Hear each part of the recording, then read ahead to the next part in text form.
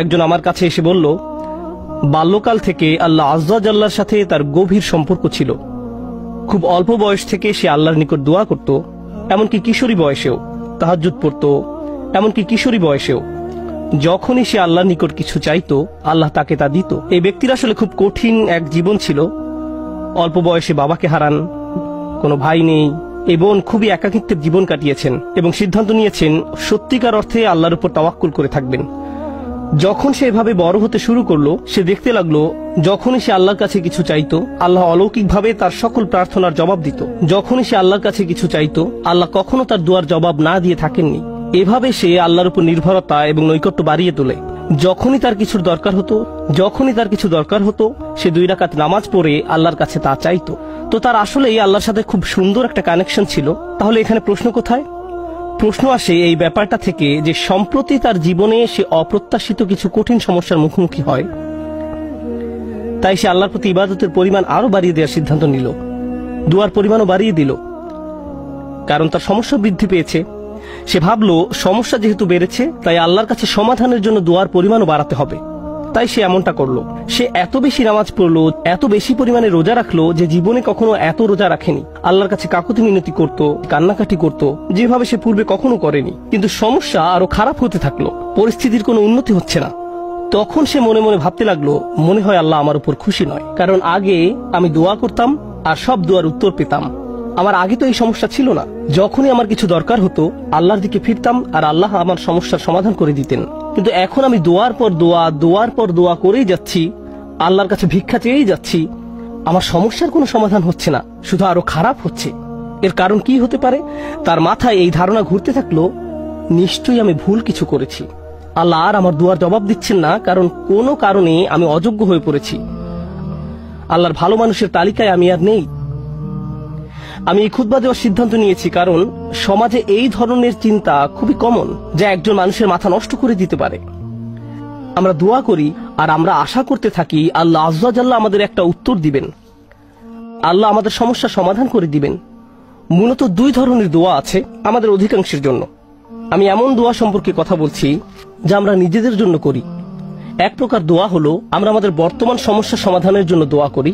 আমাদের সমস্যা আছে, কিছু পরিস্থিতিতে আটকা পড়ে গেছি, আমরা চাই আল্লাহ আমাদের আরো খারাপ কোনো সমস্যায় পড়ে যাওয়া থেকে রক্ষা করুন, আমাদের ভালো যা আছে তা যেন তিনি রক্ষা করেন ইত্যাদি। আর অবশ্যই আমরা আমাদের ভবিষ্যতের জন্য দোয়া করি, আমরা নিজেদের জন্য দোয়া করি, সন্তানদের জন্য দোয়া করি, এখন সবকিছু ভালো আছে, ইয়া আল্লাহ এভাবেই যেন থাকে। এই ধরনের দোয়াগুলো আমরা নিজেদের জন্য করে থাকি।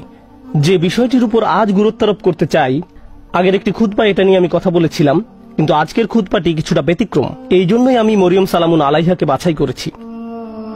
শুরুতে সবাইকে একটা ব্যাপার স্মরণ করিয়ে দিতে চাই, আপনার দোয়ার উত্তর তাৎক্ষণিকভাবে পাওয়া যাক বা না যাক, এর সাথে আল্লাহ আপনার উপর সন্তুষ্ট আছেন কিনা তার কোনো সম্পর্ক নেই।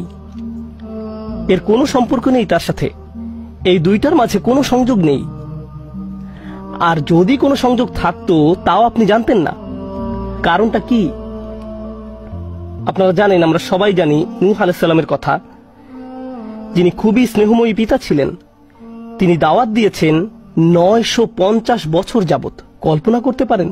আপনাদের কি মনে হয় তিনি তার সন্তানের জন্য দোয়া করেছেন? তিনি তার স্ত্রীর জন্য দোয়া করেছেন? নাকি তাদের ব্যাপারে কোনো পরোয়া করেননি? যিনি তার জাতির জন্য এতটা যত্নশীল হতে পারেন, তারা তাকে থুতু নিক্ষেপ করেছে, অপমান করেছে, তারপরেও তিনি আবারও তাদের কাছে গিয়েছেন। এভাবে 950 বছর যাবত। আপনাদের কি মনে হয় তিনি নিজের ছেলেকে উপেক্ষা করেছেন, নিজের স্ত্রীর কথা ভুলে গেছেন? তিনি তাদের জন্য বছরের পর বছর দোয়া করে গেছেন, তারা নিজেদেরকে পরিবর্তন করেনি। ব্যাপারটি কি এমন নয়? তিনি কি নিজেকে এভাবে দোষ দিয়েছেন যে মনে হয় আমার দাওয়াতটা ঠিকমতো হয়নি, তো আমার আর দোয়ার প্রতি কোনো গুরুত্ব দিচ্ছেন না? আলোচনাটা এভাবে শুরু করার কারণ হলো, ওই মানুষগুলো আমাদের চেয়ে অনেক উত্তম ছিলেন, তাদেরও একই রকম সমস্যা ছিল। এখানে এমন অনেক পিতামাতা আছেন যারা সন্তানদের জন্য প্রতিনিয়ত দোয়া করে যান, কিন্তু তারা দেখেন সন্তানরা ধর্ম ছেড়ে চলে যাচ্ছে, তারা অন্ধকার পথে হারিয়ে যাচ্ছে, আর তারা এটা নিয়ন্ত্রণ করতে পারছে না। নিয়মিত দোয়া করে যাচ্ছেন, কিন্তু দোয়ার কোনো উত্তর দেখা যাচ্ছে না। ফলে তারা হতাশ হয়ে পড়ছেন, আমি কি ভুল কিছু করেছি? আল্লাহ কেন উত্তর দিচ্ছেন না? আরে আপনি তো একা এমন পরিস্থিতিতে পড়েননি। আমাদের রাসূল সাল্লাল্লাহু আলাইহি সাল্লাম প্রচুর দোয়া করেছেন। আপনার কি মনে হয় না যে তিনি তার চাচার জন্য দোয়া করেছেন, তার পরিবারের জন্য দোয়া করেছেন? আপনার কি মনে হয় না তিনি আবু লাহাবের কথা বিবেচনায় নেননি? যদি তিনি দোয়া করে থাকেন তার সকল আবেগপ্রবণ দোয়া সত্ত্বেও আল্লাহ আজ্জা ওয়া জাল্লা তাকে বলছেন, ইন্নাকা লা তাহদি মান আহবাবতা। আমাদের মাঝে এমন অনেকেই আছেন, এমন অনেক সন্তানেরা আছেন যারা আশা করেন তাদের পিতামাতা বা বড়রা যদি আরেকটু ভালোভাবে আল্লাহর পথে চলতো। এমন বহু তরুণ তরুণীর সাথে আমার কথা হয়েছে যাদের পিতামাতা ভয়ঙ্কর রকমের পরিষ্কার হারাম ব্যবসায় জড়িত। সন্তানেরা, তাদের ছেলে মেয়েরা তাদের বলছে, প্লিজ এই ব্যবসা থেকে বের হয়ে আসেন, আমি আপনাদের উপর নির্ভরশীল, আর আমি তো এই মুহূর্তে আমার পরিবারের জন্য আয় করার অবস্থানে নেই, কিন্তু আপনারা যা করছেন তা ভুল। তখন সন্তানদের বলা হয়, তোমরা পিতামাতাকে অসম্মান করছো, তোমাদের তো পিতামাতার সাথে তর্ক করা উচিত নয়। এই ক্ষেত্রে ব্যাপারটা সম্পূর্ণ উল্টো, যে সন্তানেরা পিতামাতার হেদায়েতের জন্য দোয়া করছেন, কিন্তু পরিস্থিতির কোনো উন্নতি হচ্ছে না।